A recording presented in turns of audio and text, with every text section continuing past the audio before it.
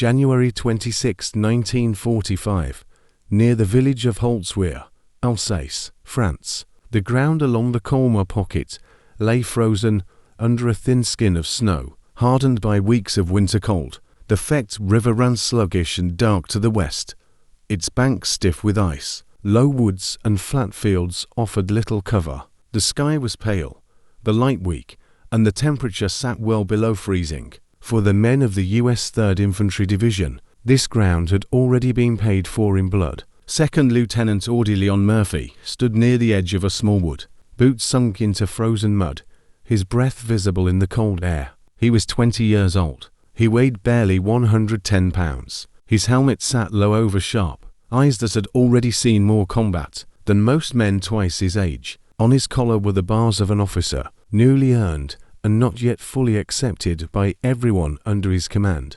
Behind him were the remains of Company B, 15th Infantry Regiment. The company had been cut down over weeks of fighting casualties from artillery, machine guns, mines, and bitter close combat.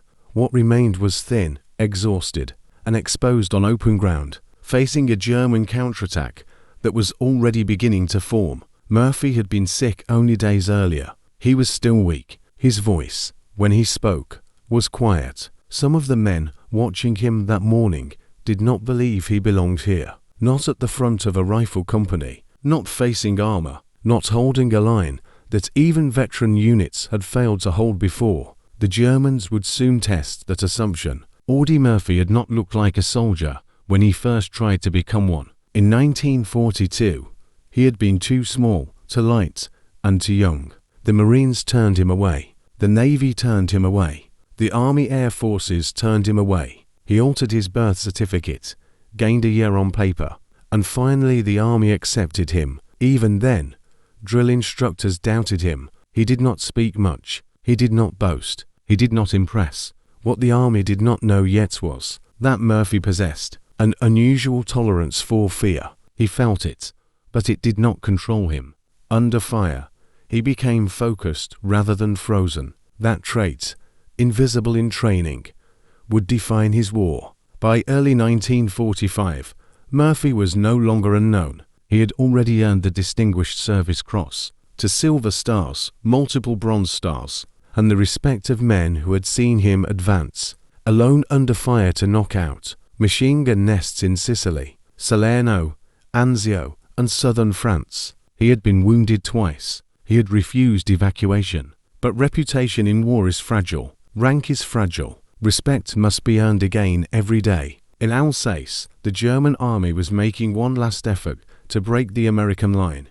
The Colmar pocket was a wedge of German-held territory on the west bank of the Rhine, left behind after the Allied advance through France. Stalled in late 1944, Adolf Hitler had ordered it held at all costs. For the Germans, it protected crossings into Germany. For the Allies, it was a threat to their southern flank. The terrain favored the defender. Flat fields offered long lines of fire. Forest patches concealed movement. Roads were few and predictable. In winter, vehicles bogged down. Infantry froze in place. The U.S. 3rd Infantry Division, the Rock of the Marne, had been tasked with reducing the pocket. It was a division with a long combat history and heavy losses. By January, its regiments were under strength, its men exhausted, but its orders were unchanged. Advance, hold, do not give ground. Company B's position near Holzwihr was forward and exposed. German observers could see it.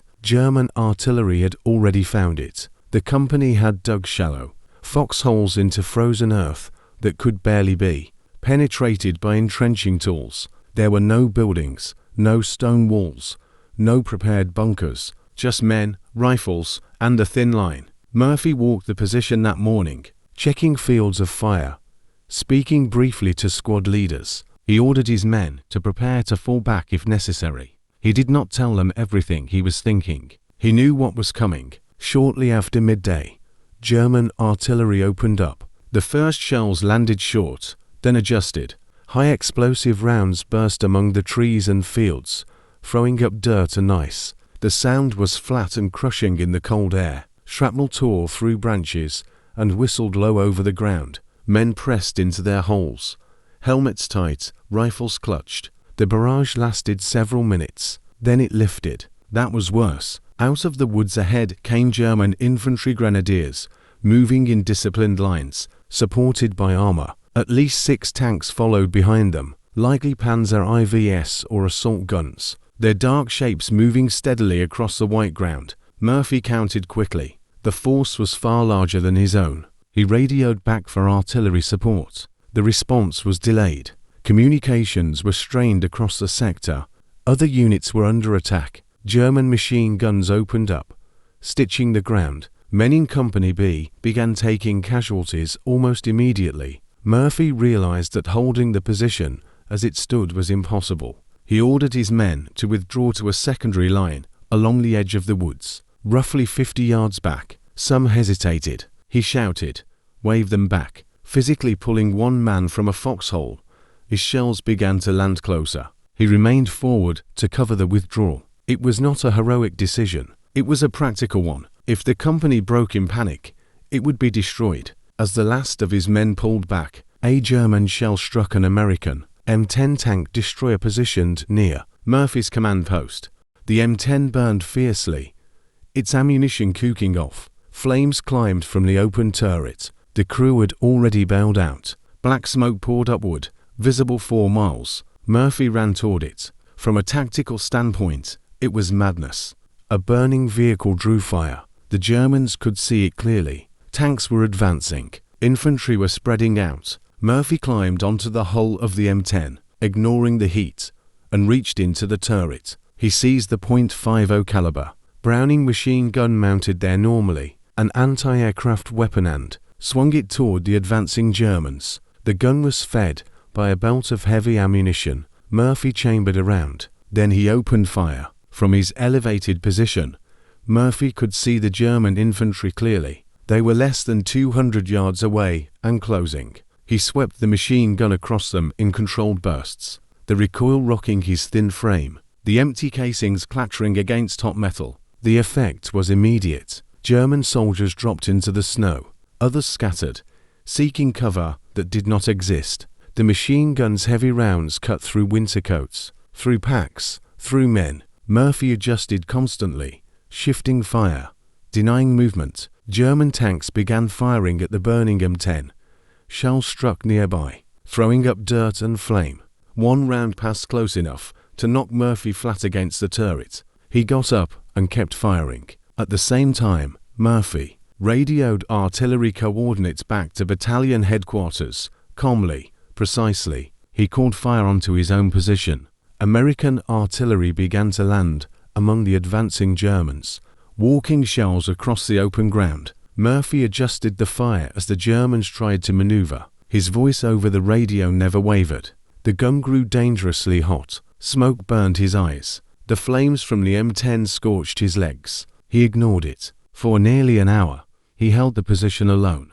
The Germans could not understand what they were facing. From their perspective, a single American machine gun had stopped their advance. Their infantry could not move forward without being cut down. Their armor could not advance without exposing itself to artillery fire. They attempted flanking movements. Murphy shifted fire. They attempted to rush forward in small groups. Murphy cut them down. They fired everything they had at the burning tank destroyer. Murphy stayed. At one point, German soldiers came within 30 yards. Murphy fired until the gun nearly jammed, then cleared it and fired again. Finally, the German attack faltered. Infantry pulled back. Tanks withdrew into the woods. The field fell silent except for the crackle of the burning vehicle. Murphy climbed down from the M10, his uniform scorched, his legs wounded by shrapnel. Only then did the pain register. Only then did he allow himself to collapse. When medics reached him, he refused evacuation until he had reorganized the defense and issued orders for a counterattack. The line held. This was not the end of Audie Murphy's war, but it was its defining moment. Word of what had happened at Holzwihr spread quickly through the division. Men who had doubted him no longer did. Officers who had underestimated him did not again. Weeks later, Murphy would be awarded the Medal of Honor for his actions that day, the highest decoration for valor in the United States Army. The citation would be brief. The reality had been anything but.